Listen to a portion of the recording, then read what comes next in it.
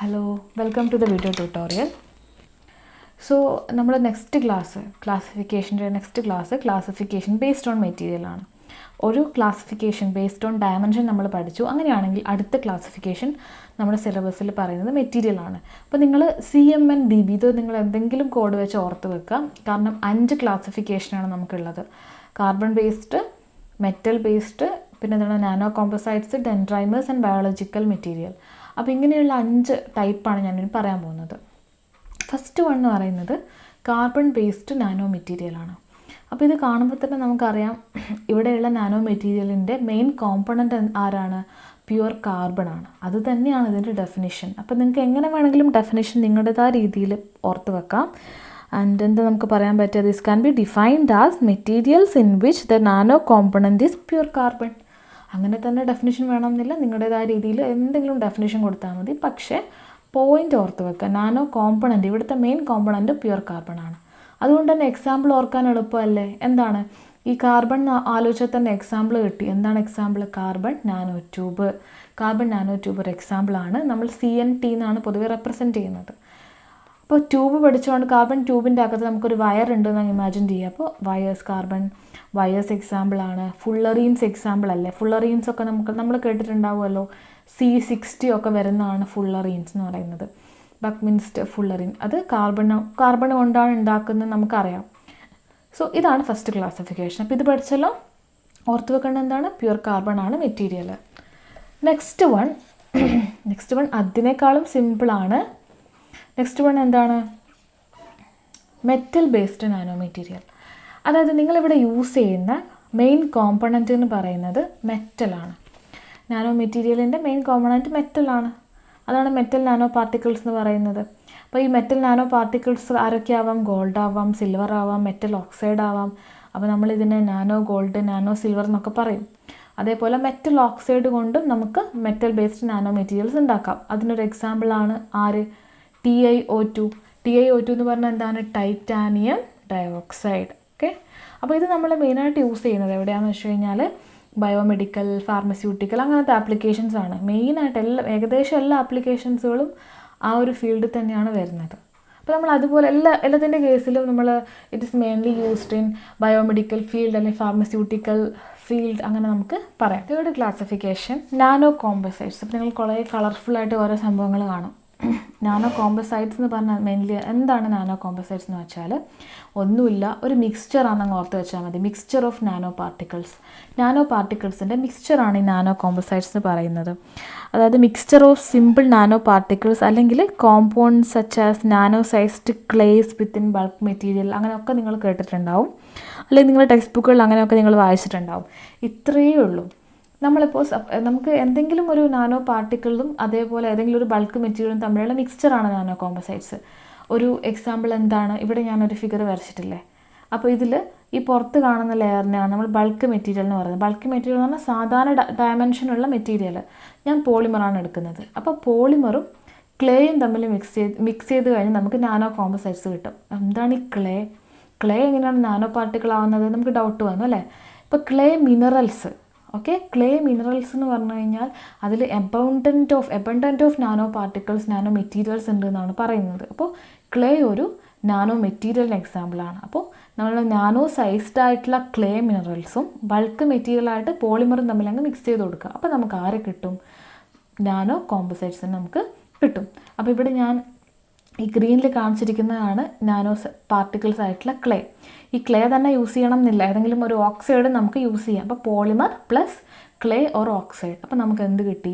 Nano കോമ്പോസൈറ്റ്സ് കിട്ടി. അപ്പോൾ ഇതിൻ്റെ ഈ ക്ലേയുടെ സർഫസും ഇതേപോലെ ഈ ഒരു പോളിമറും തമ്മിൽ റിയാക്ട് ചെയ്തിട്ട് ഇങ്ങനെ ഒരു സ്ട്രക്ചർ, നാനോ കോമ്പോസൈറ്റ്സിൻ്റെ സ്ട്രക്ചർ ഫോം ചെയ്യും. അപ്പോൾ ഇതിൻ്റെ എന്താ ഗുണം എന്ന് ചോദിച്ചു കഴിഞ്ഞാൽ, നമ്മളൊരു പോളിമർ എടുത്തു കഴിഞ്ഞാൽ അതിനെന്തൊക്കെ ഫാക്ടേഴ്സ് ഉണ്ട്, ക്യാരക്ടർ ഉണ്ട്? Physical property, chemical property, mechanical property അല്ല, നമ്മൾ പോളിമേഴ്സിൻ്റെ ക്ലാസ്സിലൊക്കെ പറഞ്ഞിട്ടുണ്ട്.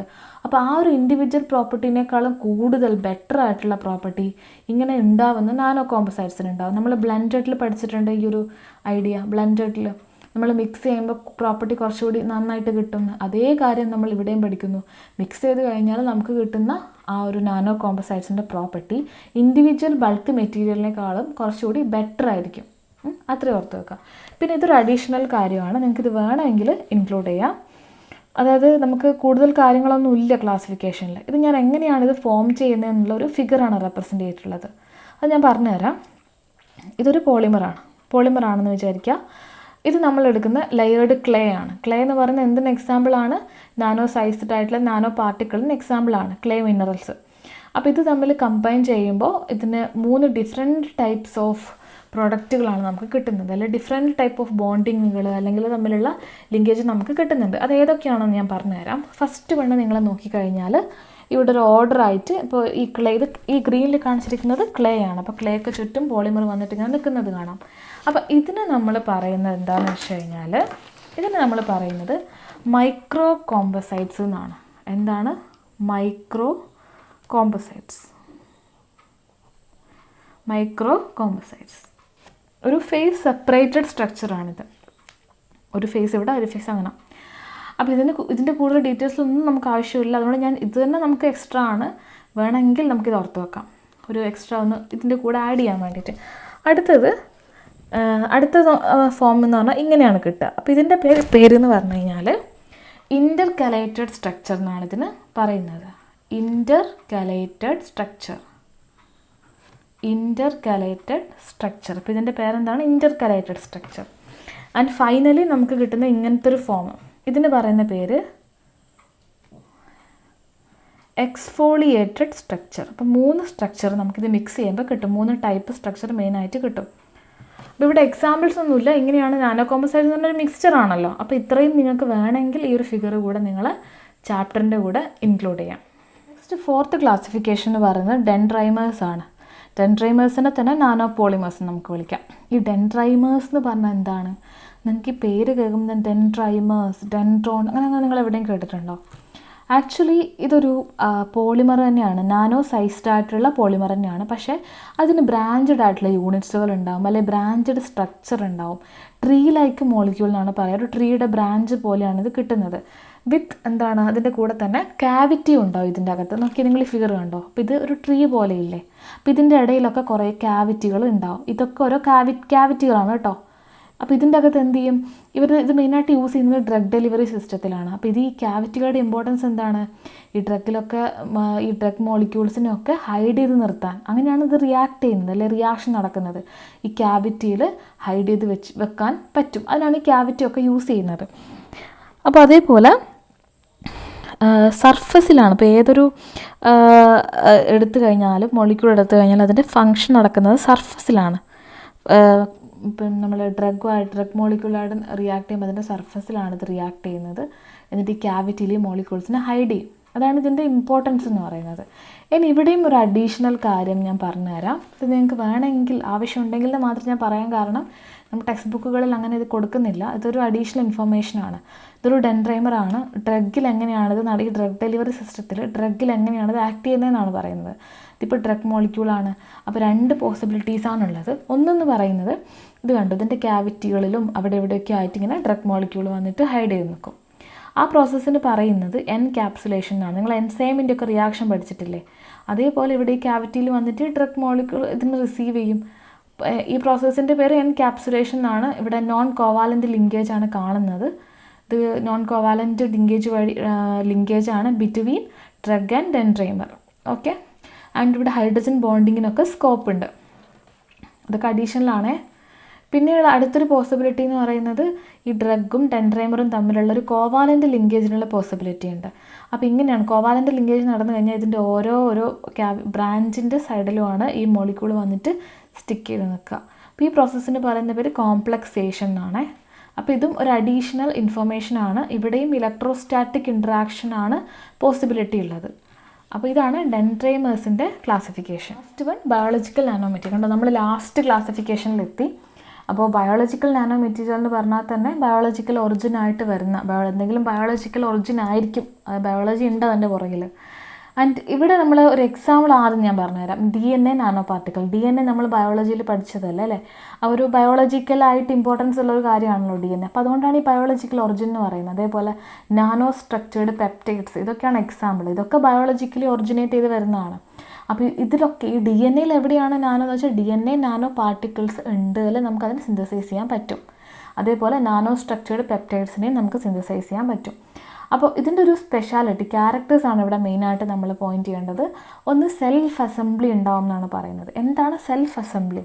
സെൽഫ് അസംബ്ലി എന്ന് പറഞ്ഞാൽ ഇവർ സ്വന്തമായിട്ട് തന്നെ ഒരു ഓർഡർ കീപ്പ് ചെയ്യുന്ന ആൾക്കാരാണ്. നമ്മൾ കുറേ ലെയറുകൾ ഇങ്ങനെ അടുക്കി വെച്ചാൽ അങ്ങനെ ഉണ്ടാകും. കുറേ ലെയറുകൾ ഇങ്ങനെ അടുക്കി വെച്ച് കഴിഞ്ഞാൽ അങ്ങനെ ഉണ്ടാകും. അതുപോലെയാണ് എപ്പോഴും സെൽഫ് അസംബ്ലി ഉണ്ടാവുന്ന ഒരു മോളിക്യൂൾസ് അല്ലെങ്കിൽ ഒരു മെറ്റീരിയൽസ് ആണ് ബയോളജിക്കൽ നാനോ മെറ്റീരിയൽസ്. നിങ്ങൾ ഏറ്റവും ബെസ്റ്റ് എക്സാമ്പിളാണ് നിങ്ങൾക്ക് DNA എടുത്ത് നാനോ പാർട്ടിക്കിൾസ് അതേപോലെ പെപ്റ്റൈഡ്സും നമ്മളങ്ങനെ അവിടെ കുറേ ബോണ്ടുകളും അതൊക്കെ നമ്മൾ പഠിച്ചിട്ടില്ലേ, ഡിഫറെൻറ്റ് ഷുഗേഴ്സും ഒക്കെ ബയോളജിയിൽ പഠിച്ചിട്ടുണ്ട്. അപ്പോൾ അതിനൊക്കെ ഒരു ഓർഡർ ഇല്ലേ, ബോണ്ടിങ്ങിനൊക്കെ ഒരു ഓർഡർ, എല്ലാത്തിനും ഒരു ഓർഡർ, ഒരു സെൽഫ് അസംബ്ലി നിങ്ങൾക്ക് കാണാൻ പറ്റും. അതേപോലെ സ്പെസിഫിക് മോളിക്കുലാർ റെക്കഗ്നേഷൻ ഉണ്ട്. വെറുതെ ഒന്നും പോയിട്ട് എവിടെയെങ്കിലും പോയിട്ട് അറ്റാക്ക് ചെയ്യില്ല. ഏതൊരു മോളിക്കുലായിട്ട് റിയാക്ട് ചെയ്യുമ്പോഴും ഒരു ഏരിയ ഉണ്ട് അല്ലെങ്കിൽ ഒരു സർഫസിലൊരു പൊസിഷൻ ഉണ്ട്. ഒരു പെർട്ടിക്കുലർ പൊസിഷനിൽ മാത്രമേ ഇത് അറ്റാക്ക് ചെയ്യുള്ളൂ ഈ ബയോളജിക്കൽ നാനോ മെറ്റീരിയൽ. അപ്പോൾ അതുകൊണ്ട് തന്നെ സ്പെസിഫിക് ആയിട്ടുള്ള മോളിക്യൂൾസിനെ റെക്കഗ്നൈസ് ചെയ്യാനുള്ള ഒരു എബിലിറ്റി കൂടി ഇവർക്കുണ്ട്. ഇവിടെയും ഞാൻ ഒരു ഫിഗർ ഇൻക്ലൂഡ് ചെയ്തിട്ടുണ്ട്. ഇതിപ്പോൾ ഒരു DNA ആണ്. ഇതൊരു സോളിഡ് നാനോ പാർട്ടിക്കിൾസ് ആണ്. ഇതെങ്ങനെയാണ് റിയാക്ട് ചെയ്യുന്നതെന്ന് വെച്ച് കഴിഞ്ഞാൽ ഇത് രണ്ടും തമ്മിൽ റിയാക്ട് ചെയ്തിട്ട് ഇങ്ങനെ ഒരു സ്ട്രക്ചർ ഫോം ചെയ്യും. ജസ്റ്റ് അതിനെ അറ്റാച്ച് ചെയ്ത് നിൽക്കും.